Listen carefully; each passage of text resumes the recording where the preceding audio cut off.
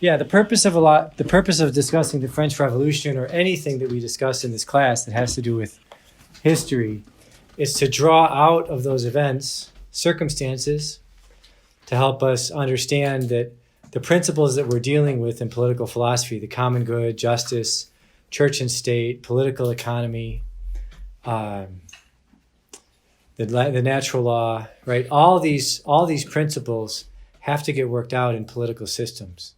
And you see, what I think the fundamental thing is that since the French Revolution, you see certain historical processes and political processes that get put in place. Certain questions are given emphasis. And there's a whole new set of problems that arise. It's all the problems are old, but they arise in a new context. So, for example, the whole church-state problem. How do you deal with the various religions that emerge? Also, the whole map of Europe is changed as the result of the French Revolution and the wars that go after the French Revolution. It's because of the French Revolution that I think you can really say that before the French Revolution, there's two competing versions of natural rights in the world. There's the Anglo-Saxon version and there's the Catholic version. And they're not philosophically compatible. The foundation of both rights is different. But I think you can see clearly after the French Revolution, there's a third version of human rights that emerges. And the version of human rights that emerges from the French Revolution really becomes the version that gets adopted by most countries in the world, by the UN. And I think if you put side by side the Declaration of Independence and then the Constitution and the rights that are described in the Constitution and the Bill of Rights, and you put that side to side with the Universal Declaration of Human Rights, and you honestly just say, like, which one do we think more along the lines of now as far as human rights? I think the Declaration of Human Rights of the French Revolution is far more influential, just in people's minds. For better or for worse, that's just a fact. It's basically a list of rights. I mean, the basis of it comes out of kind of Rousseauianism, but also just Enlightenment, more clearly Enlightenment philosophy, right? So, and also after the French Revolution, because rights are divorced from natural law, after the French Revolution, there's a huge concern about the legitimacy of a government. How do you actually establish the legitimacy of a government? Right? That's one of the big political questions since the French Revolution. Not how is authority proper. So I would say before the French Revolution, the big question is outside of the Anglo world, right? The big question is authority, and can you exercise authority? And if you have authority, are you owed obedience to that authority? Why? Because God is the creator of all authority. Right? But after the French Revolution, the big question is not authority and obedience. It's legitimacy. How can you establish a legitimate regime and protect it from usurpers? So the reason for honing in on the French Revolution is that there's so many political questions. And we see the principles, in part what we want to do in the course is we can see very clearly reading the manual, right, what the principles are. But then the next question is, well, how do we instantiate those principles in the circumstances in which we find ourselves, right? So we're trying to take a little bit of and also how do do we know a little bit the makeup of the factions that we have to deal with in our own times? Their intellectual makeup, their cultural makeup, and whatnot. And what traditions, what philosophical traditions of political economy are they drawing on, sometimes without even knowing it, right? So that's why we're going into these. We're making these excursions to try to help us understand better our circumstances. Yes. The manual discusses two kinds of rights. Right. The rights of the Catholic Church and the rights arising from human dignity. Is the latter a combination of the Anglo and the French version? I would say, yeah, it's an attempt to put the two together. Probably with more of an emphasis on the French.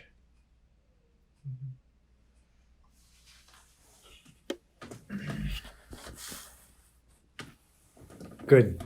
Did I answer your question? Yeah, it's kind of like a case study because politics is a practical field of knowledge. Yes. So. Yeah. Good. So then where we left off is that we left off really we want to deal with some of the religious questions that are raised by the French Revolution and the aftermath, which is the rule of Napoleon. And we spoke about how really Napoleon puts together an amalgam, what he calls an amalgam, right? And part of that amalgam is he knows that in France, you got to have the support of the great majority of Catholics because they make up this great mass that's underneath administration and the notables and the security apparatus. And also it's during the reign of Napoleon that from within the standpoint of Europe, that you get the liberation of the Jews from the ghettos. It's also during Napoleon, but it's not just because of Napoleon, it's also because of the British, that you start to get the first real defeats geopolitically or in international relations of the Muslims, of the Caliphate, which is run out of Turkey, right? What we now call Turkey.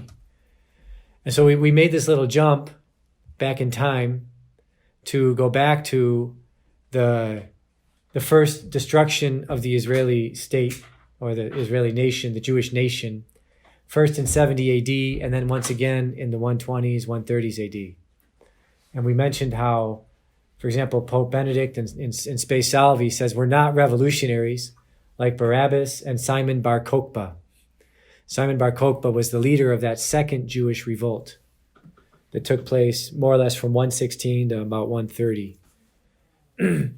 After that second Jewish revolt, a lot of the Jewish people go into Babylon. Now they do spread out in other parts of Europe. We know by the time you get to the late Middle Ages, there are Jewish communities in Italy, in southern France, in Paris, in Spain. There's by the time you get to the 13th and 14th centuries, especially in Spain, there's huge efforts to convert Muslims and Jews as part of the Reconquista. There's a lot of excesses that are done, but there's also a lot of successes. You know, one of the reasons that Aquinas, for example, wrote the Summa Contra Gentiles is there was this huge effort to convert Jews and Muslims. And the church was asking the Dominicans to lead this effort. So this one Dominican wrote a book called The Dagger of Faith. That was his book. That was the title of his book to try to help convert Jews and Muslims. It was much more kind of apologetic, polemical than the Summa Contra. But the Summa Contra Gentiles, the St. Raymond Pennyfort, who was the head of the Dominicans, asked Aquinas to write a book that would help to work for the conversion of Jews and Muslims in Spain and in southern France and throughout Europe. And so the Summa Contra Gentiles was his contribution to that effort. There were, we don't need to go into this too much, but we could. I think you see in some of these efforts in Spain leading up to Ferdinand and Isabella, you see some of the first attempts to convert Jews that are based on race, what comes to be known as race, and not culture and ideas. Right? If you think about it, right, one of the reasons that the Talmud was burned in the Middle Ages is because there's blasphemies in the Talmud against Mary and against Jesus.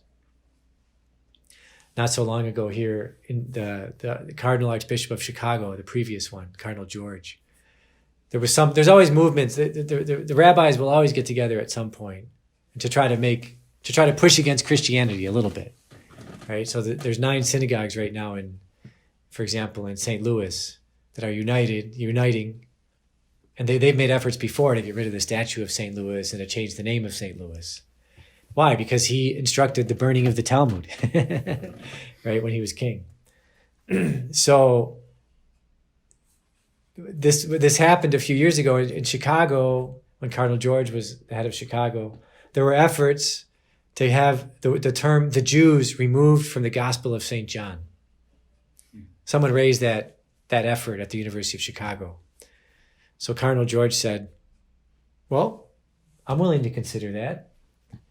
If our elder brothers in the faith, or whatever the title he gave them was, if they're willing to put on the table, removing the blasphemies against Mary and Jesus from the Talmud, we can start these negotiations. There was no start to the negotiations. Right? So, just given the vagaries of history, by the time you get to so in 1648, there was a moment when, and actually, so this fellow, I bring up 1648 because Daniel Pipes, he's the guy whose name I was forgetting last night. He was a Harvard professor. He was an expert in Russian studies and Middle Eastern studies. And he wrote a nice little book. The first half of the book is really good. The second half of the book is more of a policy. He wrote it in the 80s. So what he wrote in the 80s about Saudi Arabia and Iran, and I think it was Turkey, I think he was trying to kind of convince America to adopt a certain policy. So the second half of the book is not so interesting. But the first half of the book is really interesting. And I think what's really interesting is he says, essentially, Islam is going through now, he says this in 1980, Islam is going through now what Judaism went through, especially from 1648 to the 1950s. So over 300 years. So, and he gives a kind of a quick history of Judaism and culture. It's very quick, it's very kind of brushstroke, but sometimes you have to do that when you're just starting out, right? It's a good way just to get your foot in the door. And he says, basically, before 1648, the Jewish people in Europe were more or less happy with the ghetto system, right? That they could live according to the rules of the Torah and the Talmud. Poland was the paradise of the Jews. 90% of the Jews lived in Poland. And Poland essentially allowed the Jews to promulgate their own law in their neighborhoods. It's like there's some debates now in England. Should the Muslims be allowed to promulgate the Sharia in their neighborhoods in England? Well, the answer that the Poles gave was absolutely.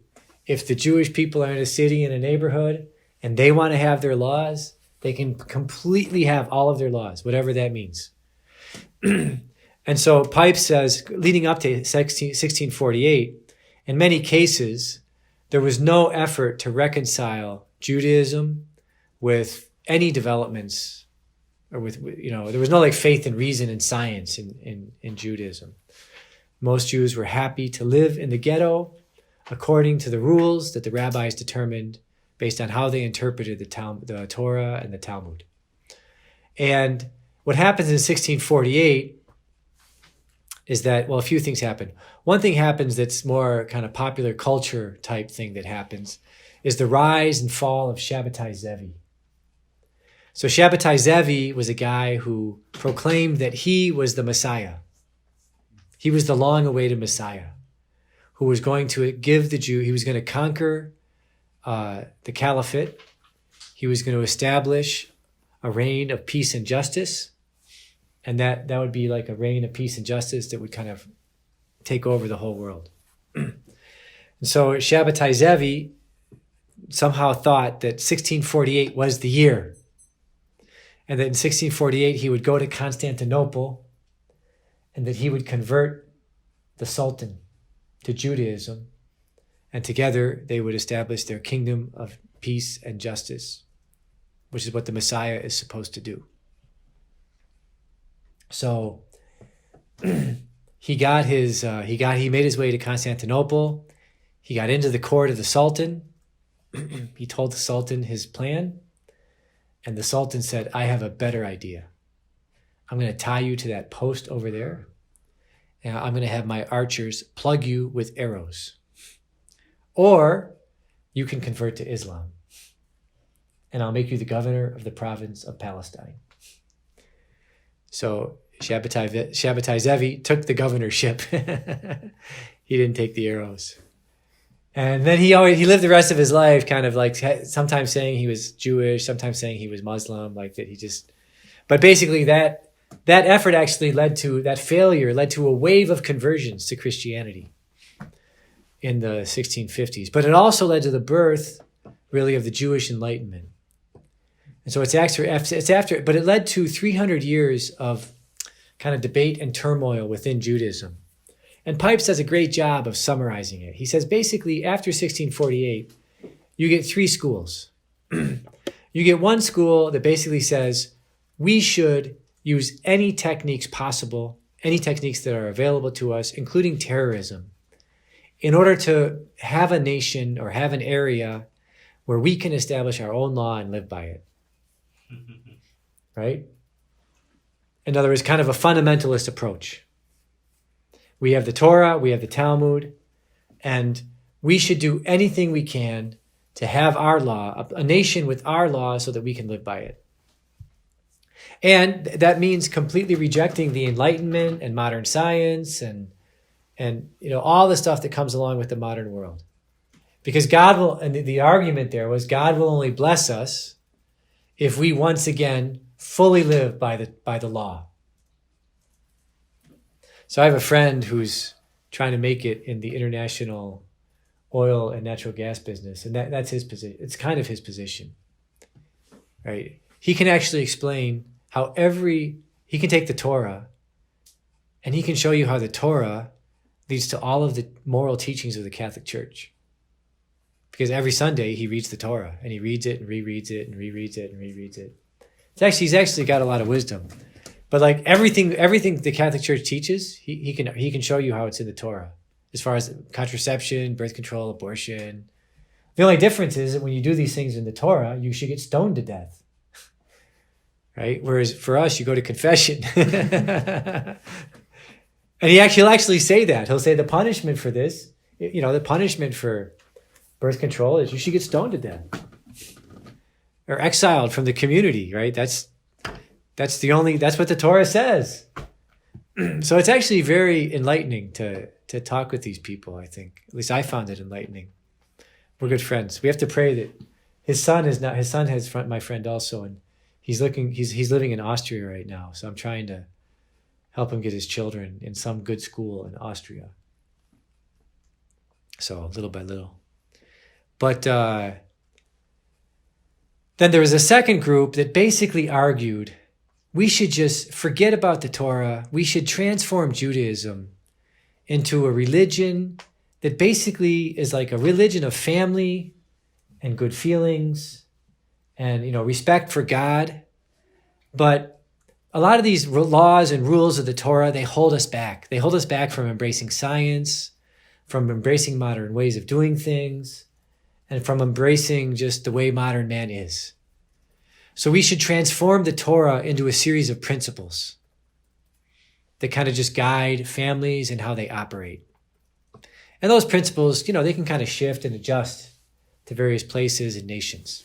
And then there was the third school that broke out was basically a school that tried to say, well, there's got to be a way like we can use that our religion, science, and philosophy, there's got to be a way we can harmonize all of these. It was kind of a moderate school.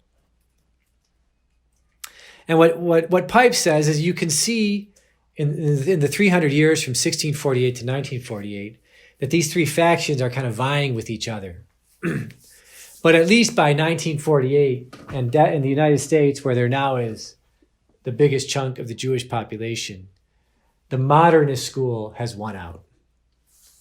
Where the faith, the Jewish faith, he says, it becomes essentially, we're united by certain cultural norms, cultural ideas. We're always going to be in a minority, but we have to embrace modern science, modern technology, modern ways of thinking, everything that the Enlightenment has to offer. We can't question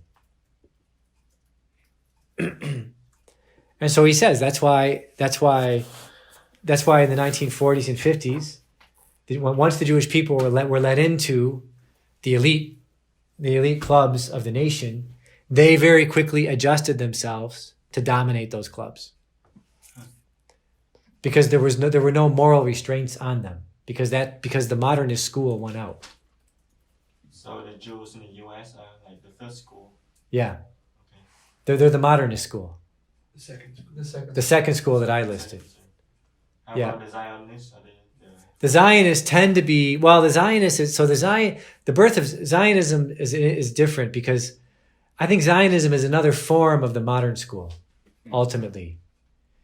Because the first Zionists were actually secularist nationalists and secularist Marxists, right? And they basically argued we should have our own nation where we can implement a kind of secularist Marxist nationalism that's Jewish.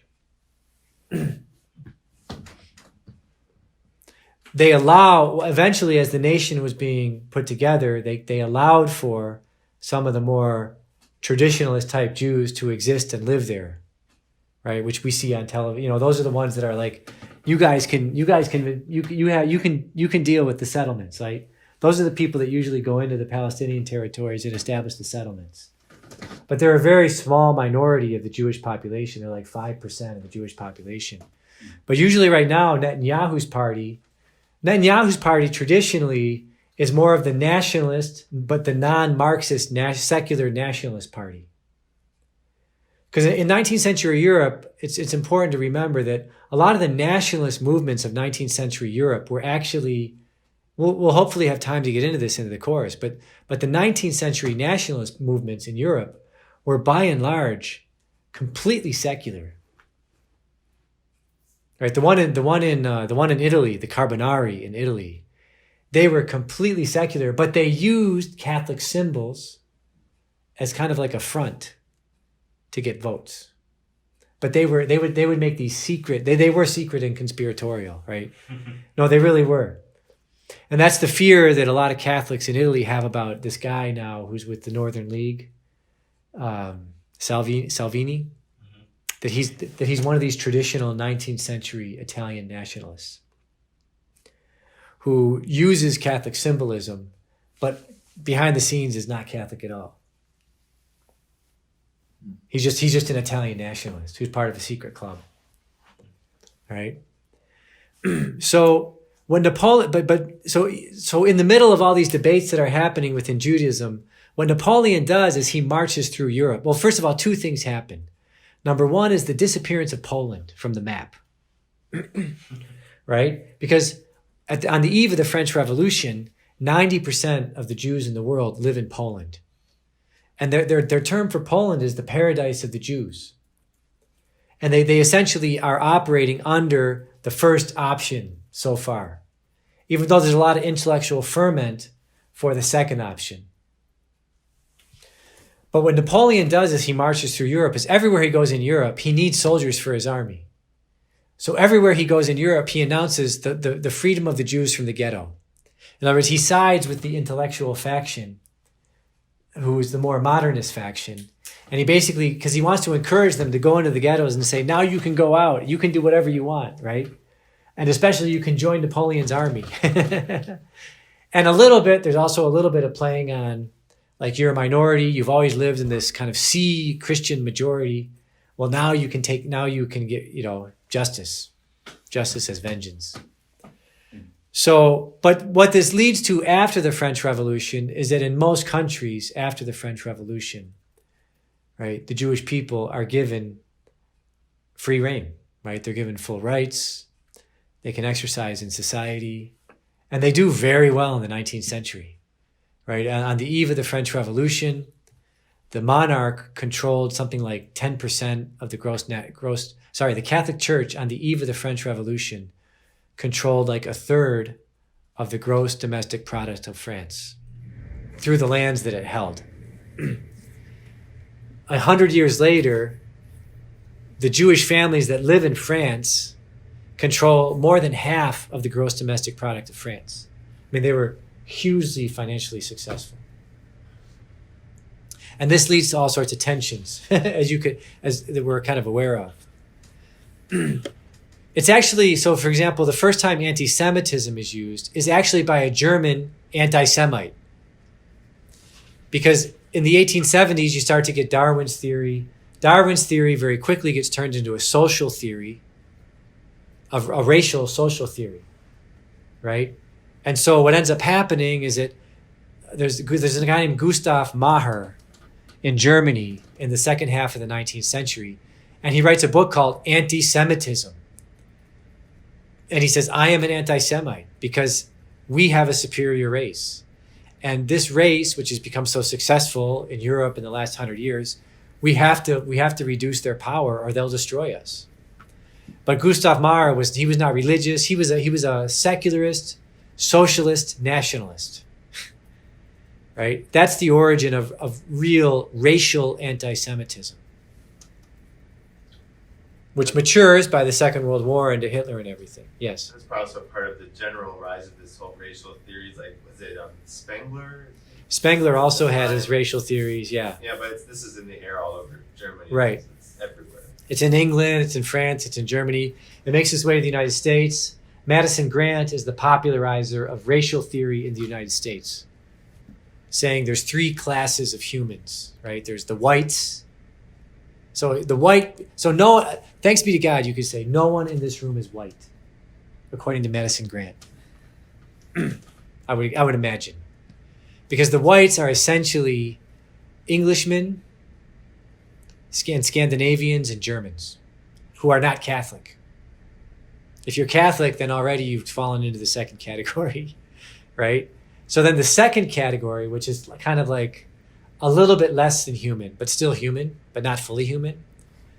Those are like the Slavs. So these are the non-white people. The Slavs, the Poles, the Irish, the French, the Italians, the Spaniards, right? All those are the second class, not fully human, non-whites. So no one in this room is a white person. And then the third class, which is like beginning of subhuman, is like everybody else. Right? That's Madison Grant in a nutshell. But his theories were really popular as late as the 1920s and 1930s. They were really popular in this state. Right? This state in the 1920s was the home of the Ku Klux Klan.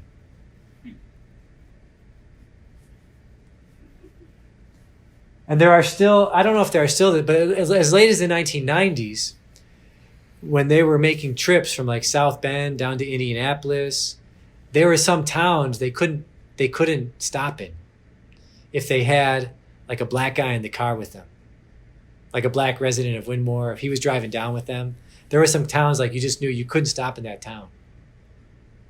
As late as the 1990s. Were they really Illinois Nazis?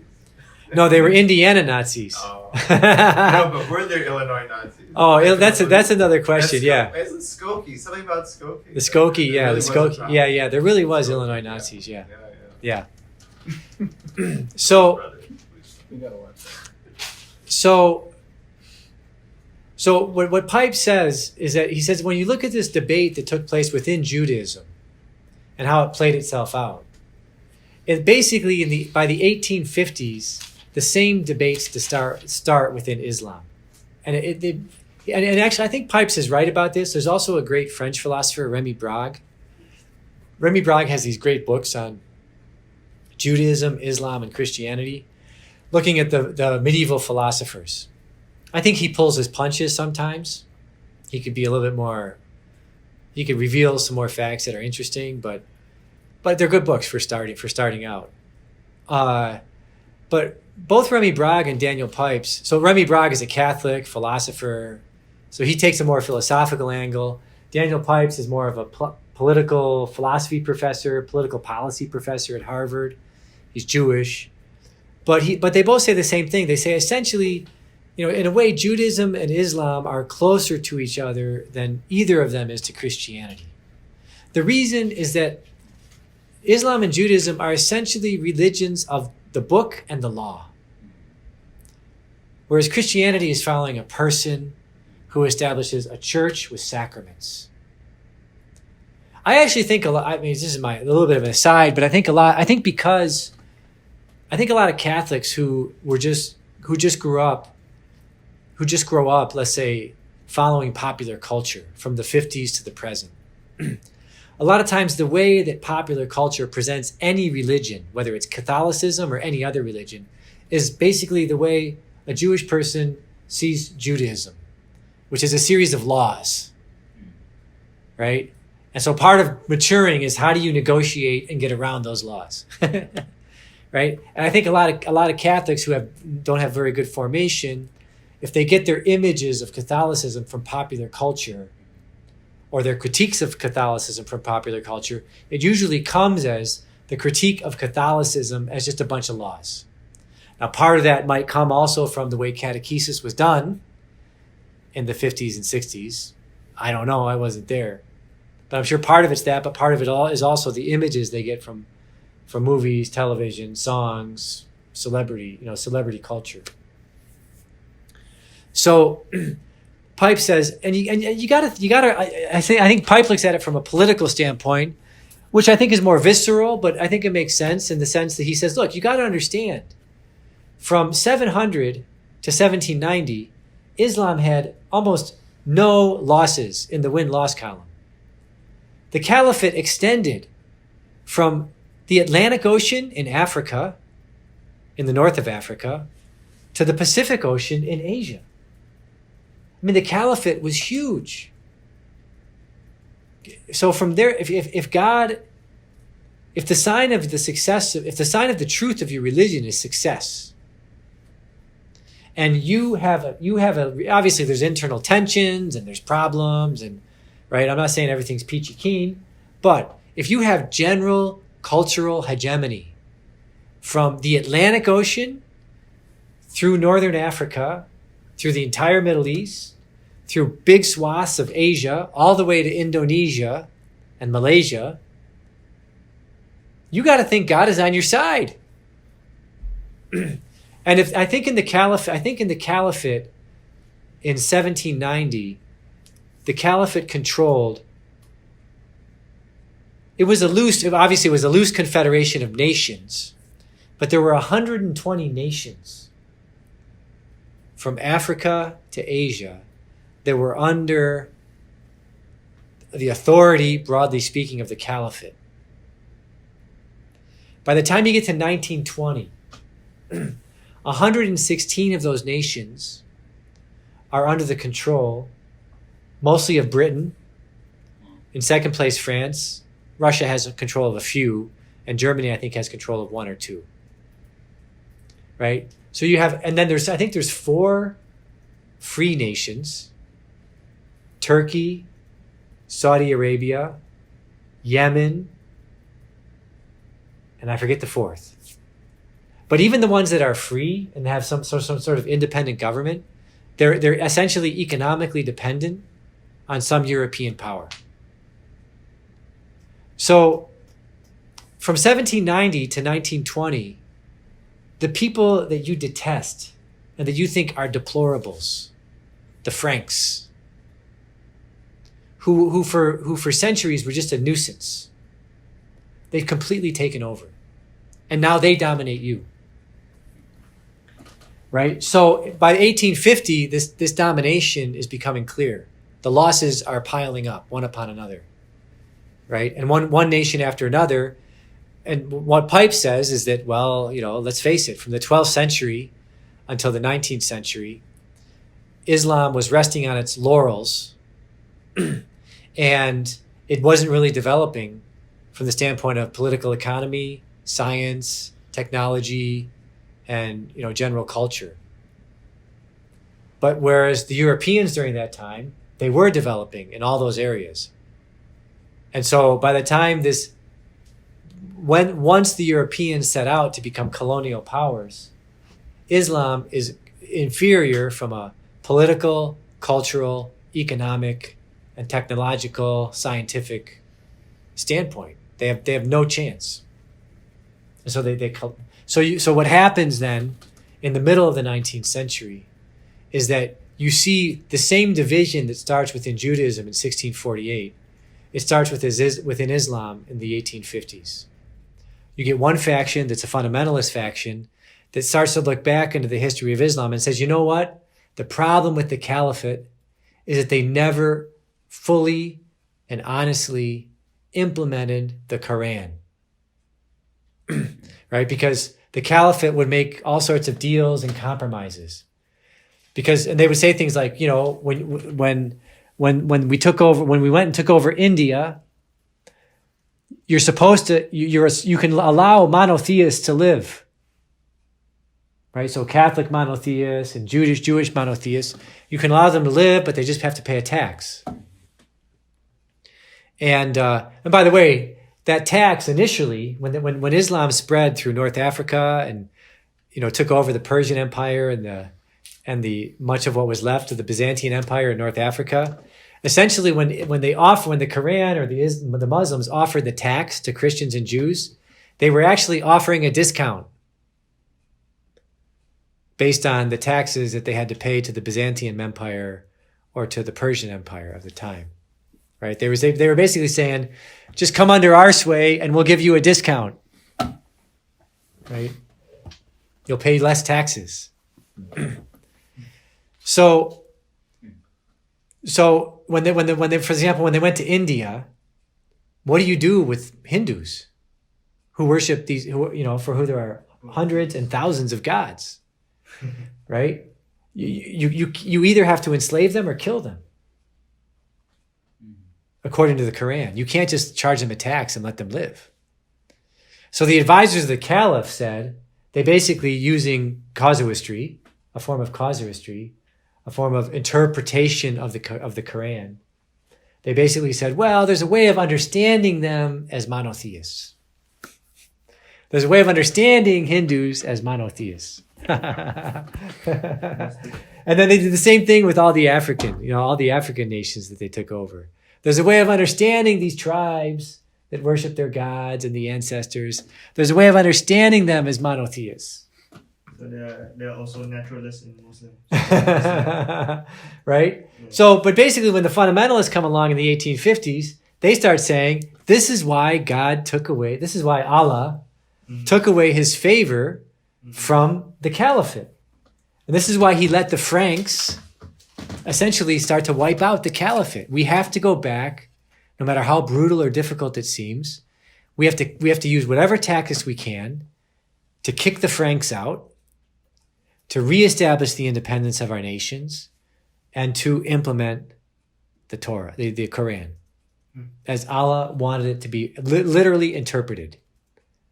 And then there's a second school of Islam, which you can see in the first, like from the late 19th century, really until the 1980s or so, holds sway as far as politically speaking.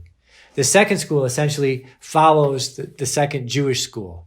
Basically, we just got to turn Islam into a series of principles. Kind of a general faith, a belief in God that offers some principles, and then within those principles, we can embrace everything modern, science, technology, the nation state. And so like in Turkey, you get Ataturk, the secularist Ataturk. In Iran, you get the Shah. I think Saudi Arabia, the royal family in Saudi Arabia is always kind of playing both sides. When they govern, they operate embracing modernity, but then they let people under them implement the Quran for the hoi polloi, right? For the rabble. Hoi polloi for the rabble, modernity for the royal family. And then there's a third school, and actually you can see the school develop in Iran. They try to basically say there were these philosophers, there were these Muslim philosophers in the Middle Ages like Al-Farabi, who tried to reconcile the Quran with philosophy and science. And we have to try to resurrect, let's say, Al-Farabi. I know this happened in Iran because that's the place I studied. We have to try to resurrect Al-Farabi to see if he gives us principles that'll help us to reconcile the Quran with philosophy and science. And I would say that you could, by the way, one of the things that Pipes points out is that it took 300 years within Judaism to kind of resolve these debates. Like it was a 300-year cycle. And by 1948, the modernist group clearly won out within Judaism. And actually also, because really both sides, even in this country, most Jews, let's say, politically identify with the Democratic Party, and they tend to be liberal. So it's kind of a secular embrace of modernity.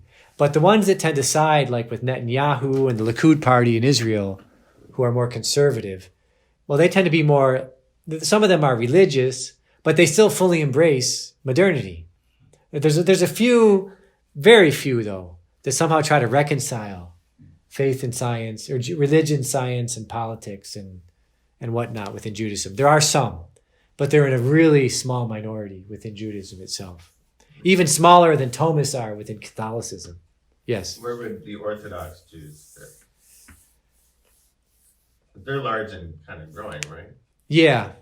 The Orthodox would be more like that you see around New York with the locks and whatnot. Not necessarily those, but I guess those are Hasidics. But I mean, maybe it's something too. But because my impression is that even most of the Orthodox tend to be more in the modernist camp, okay, but they want to preserve more of the practices. But they're much more comfortable with modern morality. oh, okay. You know, with some, I mean, they'll put some limits on it more so than, let's just say, a complete secular Jew. But it's just my impression. I haven't looked into it in great detail, but that's just my impression. Okay. Even Jewish scholars that I've met who say they're pro-life, they'll still argue that you can have an abortion up to like 30 some days, right? So it's not the birth begins at conception that we argue for. The ones that I've met that say they're pro-life. That's not all of them, but it's just the ones I've met.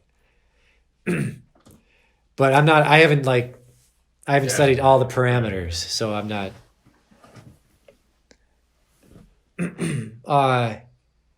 So Islam really entered in this in the 1850s, so not even 200 years ago. And I think you can see in the first governments, especially in the 20th century leading up to the 80s, a lot of the governments tended to be more on the kind of the more modernist, secular interpretation side.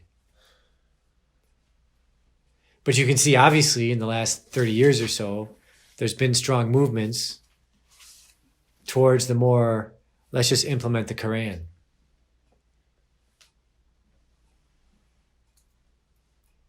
Right? Yeah. So actually, after the 1920, there's no more caliphate. There's no more what? Caliphate. No. So what, like a lot of them, there are radical Islamic groups that say the first thing we have to do is reestablish the caliphate. So the ISIS is their purpose. Yeah, and there's some people that speculate that Erdogan's party in Turkey, their long-term objective is to reestablish the caliphate, with Turkey at the head of the caliphate,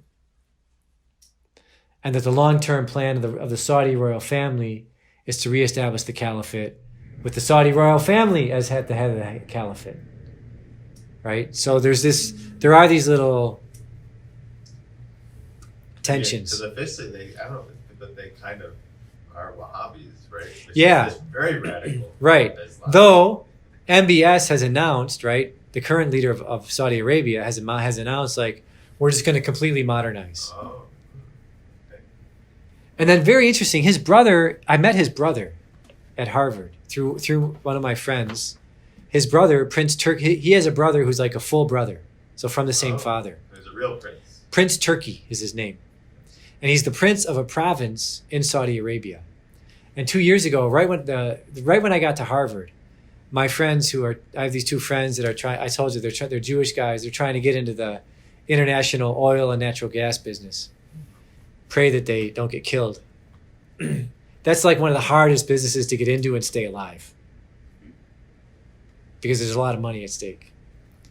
So I know we have to go, but so they introduced, they were in Harvard just for one day, and they said, "Oh, we're here meeting people, and Prince Turki's in town. Would you like to meet him?" And I said, "Well," so they wanted to meet on Wednesday. So I said, "Well, it'd be better if we met like on Tuesday or Thursday, because Wednesday is Ash Wednesday." So Prince Turki had agreed to meet. And but on Ash Wednesday. So then they called Prince Turkey and they said, you should meet Father Langen. He's super important. And either on Tuesday, though, or Thursday, but not Ash Wednesday. So Prince Turkey agreed to meet me with them on Thursday for lunch rather than on Ash Wednesday. Wow. And so we met, and basically in our conversation, Prince Turkey told me that he was about to become the governor of a province in Saudi Arabia, which made the news not long after he left Harvard. He left Cambridge. And I don't know if you guys saw this in the news during the COVID freakout, but during the freakout, Prince Turkey announced publicly that we should pray to Our Lady of Fatima to end the freakout. And I didn't suggest that to him. I think we did talk about Mary during our little lunch for a while. But so Prince Turkey, I think, he seemed to me like a good man. I'm sure he's in the royal family. There's all sorts of crazy stuff. But anyway, that was just an impression at lunch. They venerate Our Lady. Yeah, so... The Quran says Our Lady was a virgin. Yeah. And that Jesus was born virgin. So his province in Saudi Arabia announced during the freakout that we should pray to the Blessed Virgin Mary for an end to this time. All right.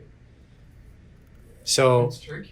And All- Fatima is the name of Muhammad's daughter. Right. Which is an interesting So all I can fact. say is I can't say that I had that influence on that. I can just say I know the man. That's all I can say. 'cause All I know- right.